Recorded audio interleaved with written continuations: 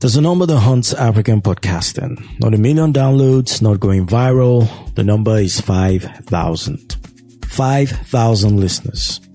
That's the threshold where a podcast should be able to sustain itself, where a creator can pay for hosting, upgrade their equipment, and maybe even go full-time.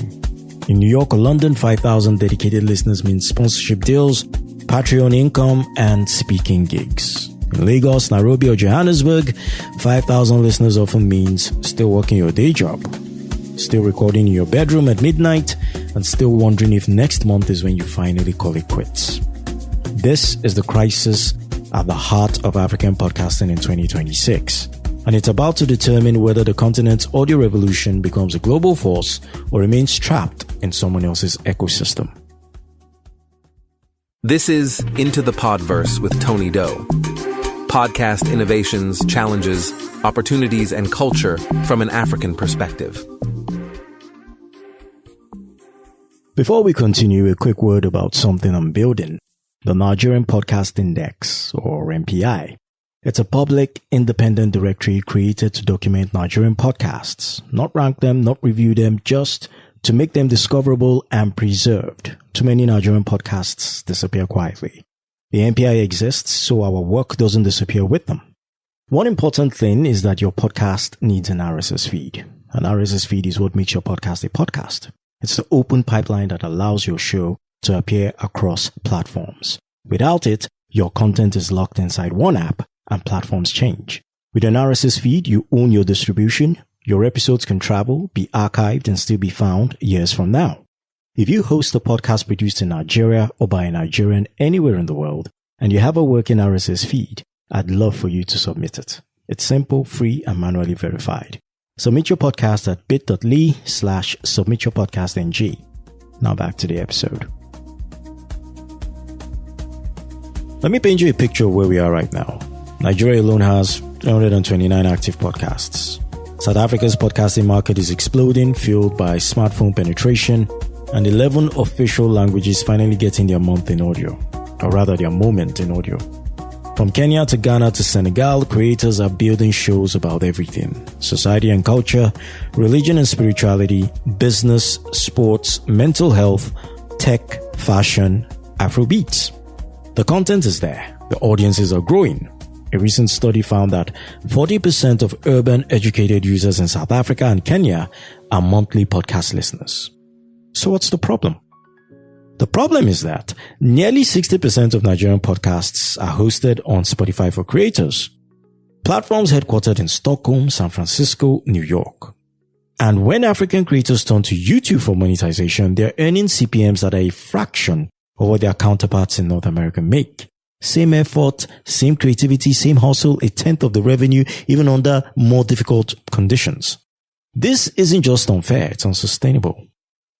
We built an ecosystem where African podcasters are creating content for global platforms that were not designed with African economics in mind, where the infrastructure lives abroad, where the monetization metrics are calibrated for markets with completely different purchasing power.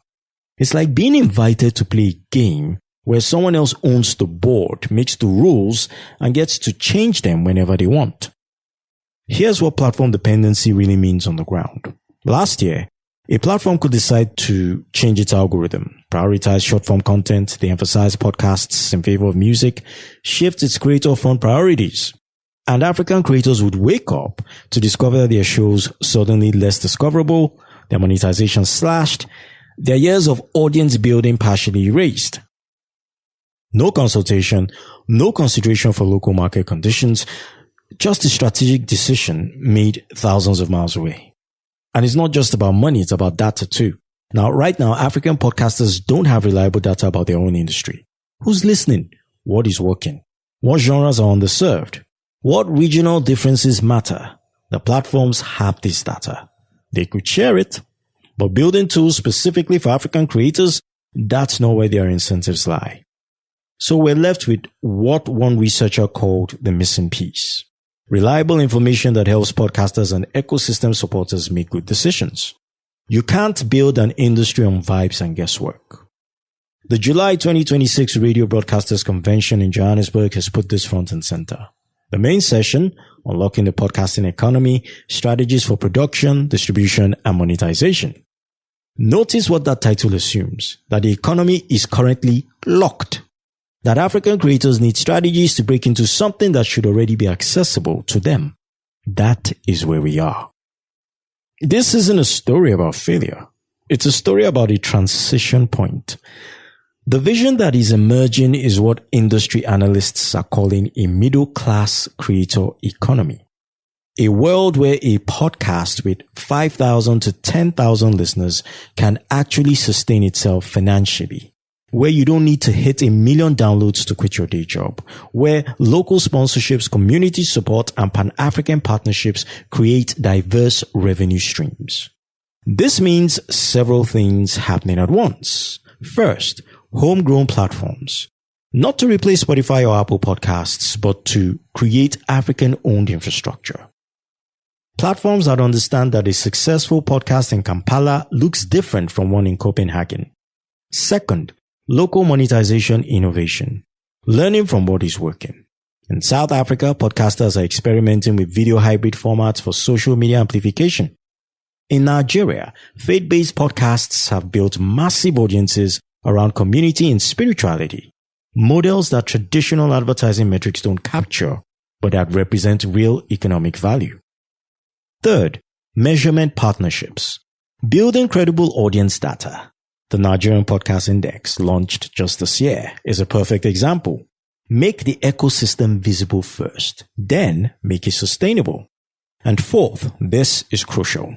Linguistic and cultural sovereignty. Right now, 88 to 91% of African podcasts are in English.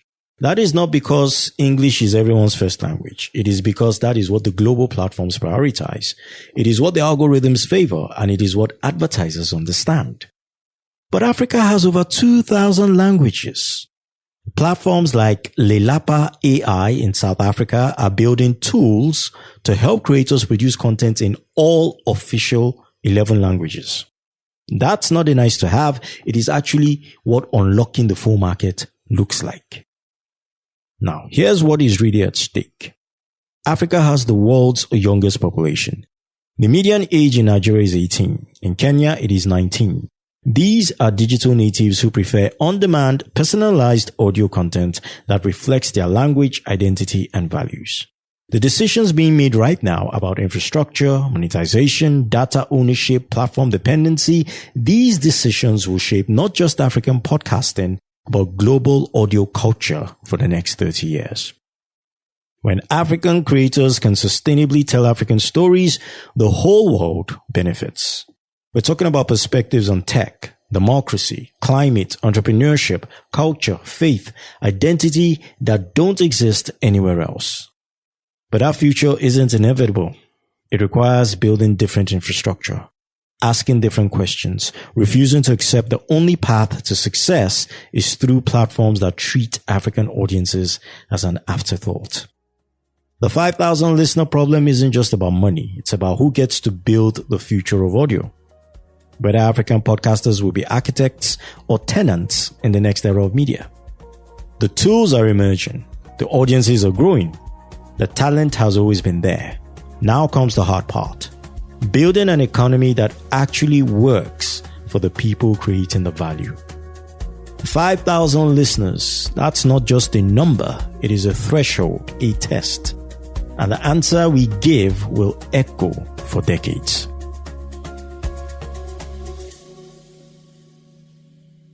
If you're dealing with unreliable podcast hosting or thinking about launching your own show, let me save you some headaches.